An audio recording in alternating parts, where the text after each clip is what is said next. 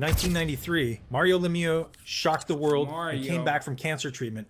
Then he won the scoring title and became a legend. Mario dominated the way we've never seen a hockey player dominate in the history of sports, crushed by illness, but more driven than ever. Mario decided to fight back, and with the help of his doctors and trainers, he beat the only weakness that could stop him. And what happened next was legendary. Mario became the most skilled, most unstoppable, and most clutch player in the NHL, leading Pittsburgh to 2 Stanley Cups. With the vision of Wayne Gretzky and Gordie Howe's power, the comeback, Mario was a monster, and is widely considered to be the greatest hockey talent ever. So how good was Mario Lemieux actually? Before we dive in, I ain't gonna lie, consider one of the greatest hockey talents ever? Hey, we did Wayne Gretzky, we did get left fly. Now we on a Mario Lemieux. I ain't gonna lie. Look out for the Cornwall videos I'm gonna drop and the best passing videos I'm gonna drop from hockey. So look out for those videos and let me know if I should start watching like current hockey players, current hockey highlights. Let me know in the comments. So look, man, like, comment, subscribe, man. How good is Pittsburgh Penguins Mario Lemieux actually, man? Let's go ahead and get to the video, man. Mario Lemieux became the greatest hockey talent the world has ever seen. Actually, Mario was already the most skilled junior player in hockey history as a 17-year-old, something that could only be said about Wayne Gretzky and Gordie Howe. In 1984, when he got... Okay, I guess I gotta see who is Gordie Howe. I gotta see who Gordie Howe is, because if he getting mentioned with Wayne Gretzky, drafted first overall, Lemieux had just scored 133 goals and 149 assists for 282 points in just 70 games with Laval. But even though he had NHL-ready size at... Hold on, where is Laval? Is that like a college or so? Is Laval like a college? 6'4", 200. He basically my size and height. Like, I'm 6'4", 200. He basically I could have been a hockey player. I should have been out there. I ain't start playing when I was 17 though, but where's Laval at? He got drafted first round, first pick from Laval. 6 feet 4 inches and 200 pounds as an 18-year-old, it still took him time to adjust to the speed of the pros. In his rookie season, Mario scored 43 goals and 57 assists for 100 points, which sounds amazing until you realize he was doing it on the worst team in hockey. The Pittsburgh Penguins were so bad, they hadn't made the playoffs in 6 years and were close to moving to Kansas City.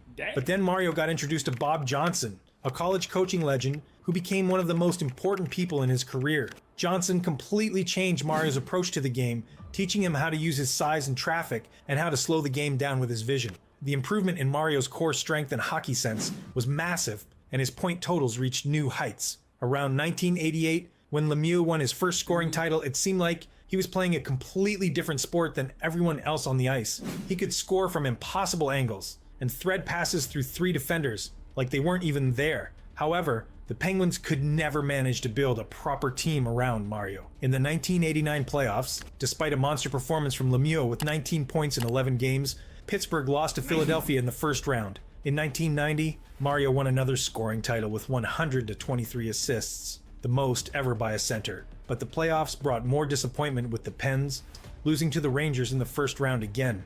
Lemieux carried Pittsburgh for 6 years, and he took them as far as one player could go, but it was clear that he needed real teammates who could match his talent level. Mario Lemieux's patience is finally paying off. The Penguins are building a championship team around their superstar. By trading for Ron Francis from Hartford and drafting an 18-year-old Czech phenom named Jaromír Jágr, the Penguins finally had the star power Mario needed. Francis was a proven playoff performer who could set up plays and take faceoffs, while Jágr brought a style of hockey that nobody in North America had ever seen before. The young Czech could stick handle through entire teams and had a shot that could break goalie equipment.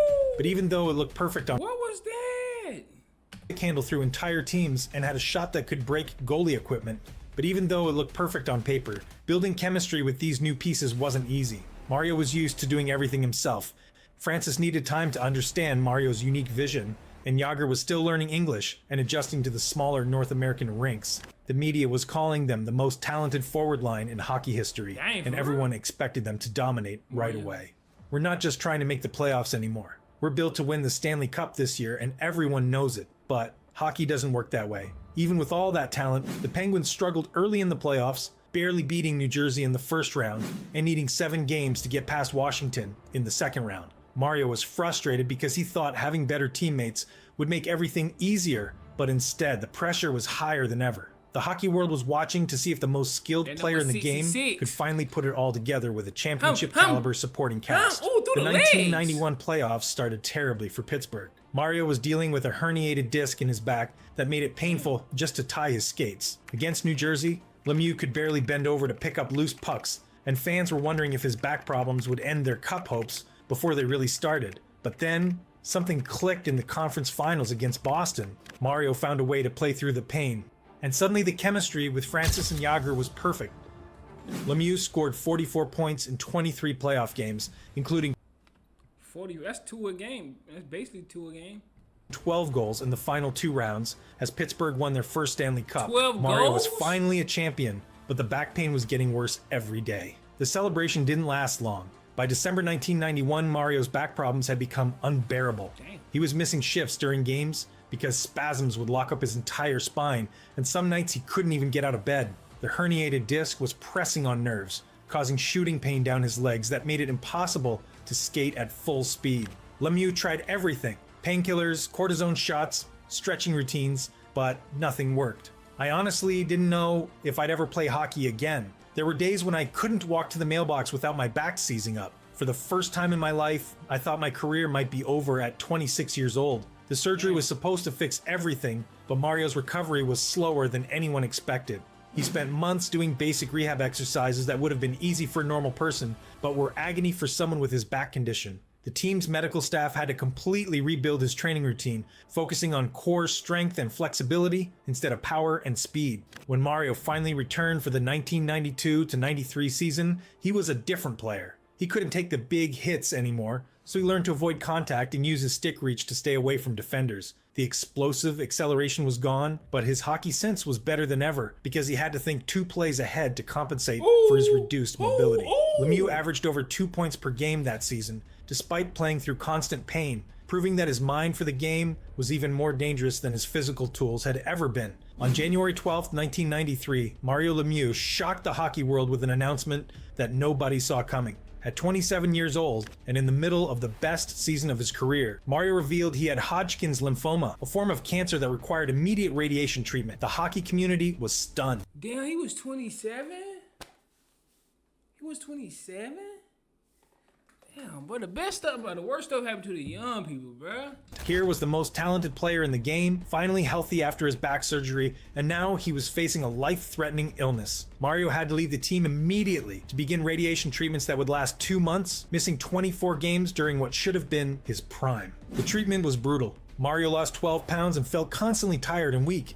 The radiation was burning his throat and chest, making it painful to even drink water. Doctors weren't sure when he could return to hockey, or if he should return at all. But on March 2nd, just 4 hours after his final radiation treatment, Mario did something that still seems impossible today. He came back and played that same night against Philadelphia, scoring a goal and an assist in a 5-4 win.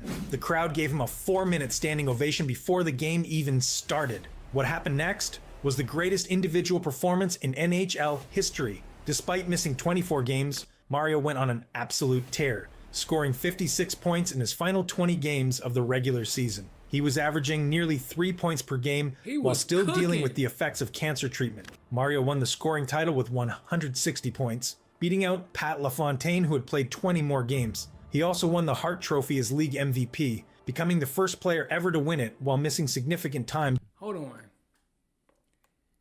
Yo. He returned. He was 12 points behind Pat LaFontaine for the scoring title. That is crazy. He won the MVP and the scoring title with cancer in the same season, missing all them. Legend.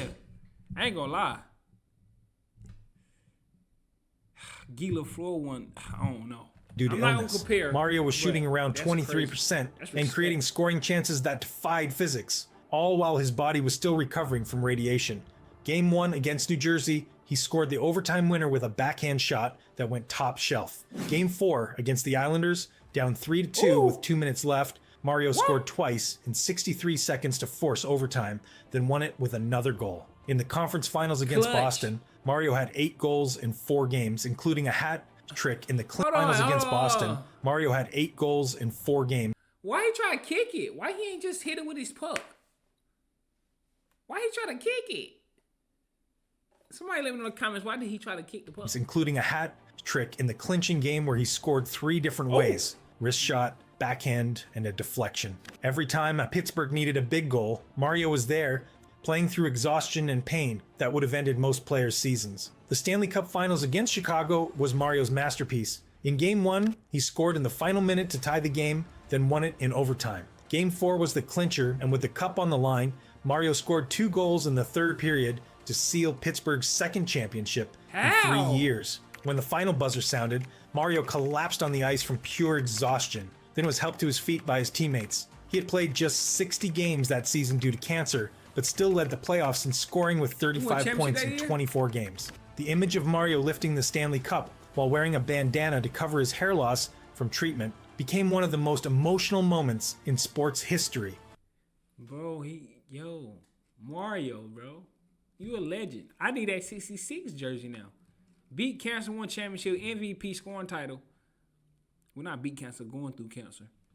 That's respect. After beating cancer, Mario entered a period where he was playing the best hockey anyone had ever seen, but his body was falling apart at the same time. Every morning was a battle just to get out of bed. His back would lock up during games, forcing him to miss shifts while trainers worked on his spine between periods. Mario developed a routine where he'd arrive at the rink 3 hours early for treatment, ice baths, stretching, electrical stimulation, whatever it took to get through 60 minutes of hockey. Some nights he couldn't even put on his own equipment because his hands were too stiff from nerve damage. But when Mario stepped on the ice, none of that mattered. He was putting up numbers that made Wayne Gretzky's records look ordinary. Mario averaged 2.05 points per game for his career compared to... Hold on now. He talking hot in this video. Now, I watched Wayne Gretzky.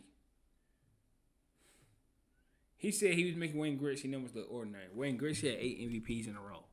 Hold on. We got to run that back. When Mario stepped on the ice, none of that mattered. He was putting up numbers that made Wayne Gretzky's records look ordinary. Mario averaged 2.05 points per game for his career compared to Gretzky's 1.92. Even Bobby Orr, the greatest offensive defenseman ever, never sustained that level of production. Hold on. Damn, so he averaged 2.5. Wayne averaged 1.9. But is that because Wayne played more games and Mario played less games? Like, somebody let me know. Come on, because like Wayne Gretzky is like a god. I watched Wayne Gretzky. I'm like, Gordie Howe played for 26 seasons and never had a single year as dominant as Mario's average season. What made Mario different wasn't just the points, it was how he got them. While other superstars needed perfect setups, Mario could score from impossible angles and create goals out of nothing when his team needed them most. In 1995-96, Mario had what might be the greatest individual season in hockey history. Despite missing 12 games with more back problems, he scored 161 points in just 70 games, averaging 2.3 points per game. The clutch moments came one after another during these peak years. December 1995 against if he didn't have back problems, bro, he probably would have been the GOAT. If he'd have played all these games averaging 2 point something, bro, he'd have probably been the GOAT. If he didn't have back problems... Rangers, down 4-3 with 12 seconds left, Mario scored off a face-off to force overtime, then won it 23 seconds into the extra period. January 1996 against Boston. Trailing 2-1 in the third period, Mario scored 3 goals in 7 minutes for a natural hat trick. March 1997 against Philadelphia in the playoffs, Game 7, Mario assisted on the tying goal with 2 minutes left, then scored the series winner in overtime, all while playing on one good leg because his back had seized up in the second period. Every time Pittsburgh absolutely had to have a goal, Mario found a way to deliver, even when his body was screaming at him to quit. By 1997, Mario's body was done fighting. The back problems that started years earlier had spread to his hips and knees, and now he was dealing with chronic fatigue that made it impossible to practice between games. Some nights, Mario would score 2 goals and then spend the next 3 days in bed because his body couldn't recover. The team doctors were telling him that continuing to play could cause permanent nerve damage that would affect him for the rest of his life. At just 31 years old, while still the best player in hockey, Mario made the hardest decision of his life and announced his retirement. I can't give the fans and my teammates... Yo, what? Bro, what? He retired at 31? Dang. Bro, that's why I wish modern medicine was like it was. Because if modern medicine was like it was back then, he'd have been the GOAT of hockey, bro. What y'all think about that in the comments, though? Would he have been the GOAT of hockey if he wouldn't have had these back problems? He was averaging 2 points, some goals. Bro, Wayne Gretzky wasn't even doing that. Y'all gotta let me know in the comments, bro, because, bro. For 2 goals and then spend the next 3 days in bed because his body couldn't recover. The team doctors were telling him that continuing to play could cause permanent nerve damage that would affect him for the rest of his life. At just 31 years old, while still the best player in hockey, Mario made the hardest decision of his life and announced his retirement.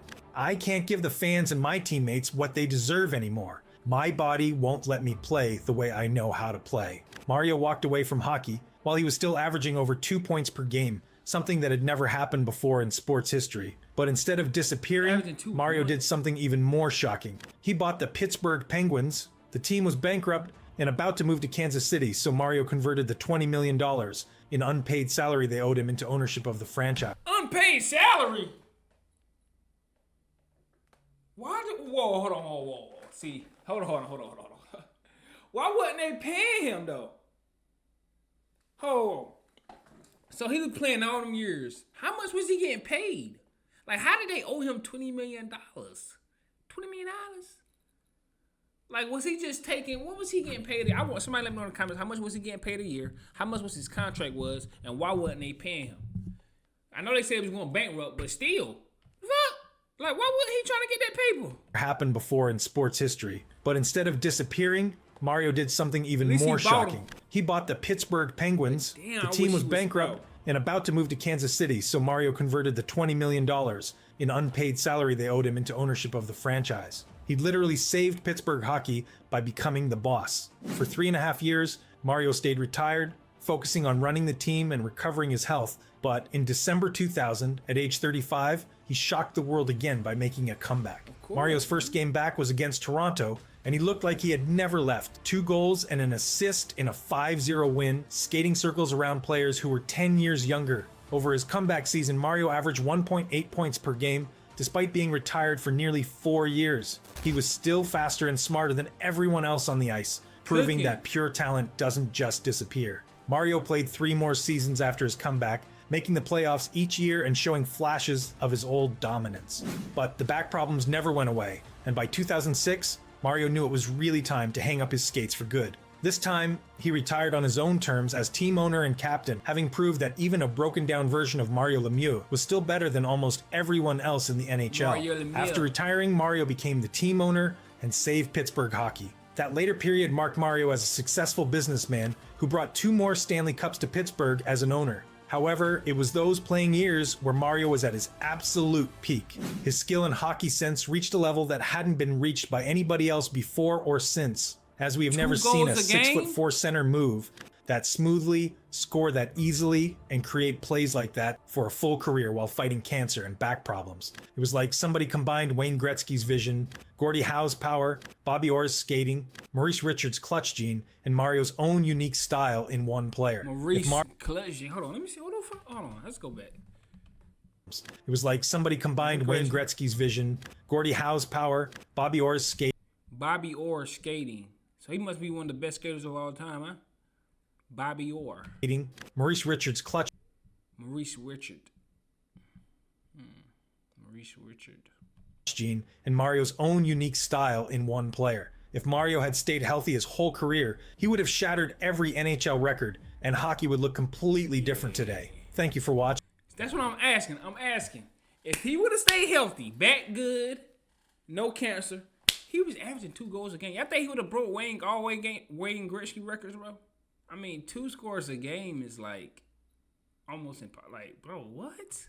Y'all let me know in the comments how y'all feel about that, though. You know what I'm saying? Let me know in the comments what other videos should I react to, you know what I'm saying? But watch out for the cornball video and the best passing video there. They are coming. I'm going to see y'all in the next video. Y'all already know what's going on.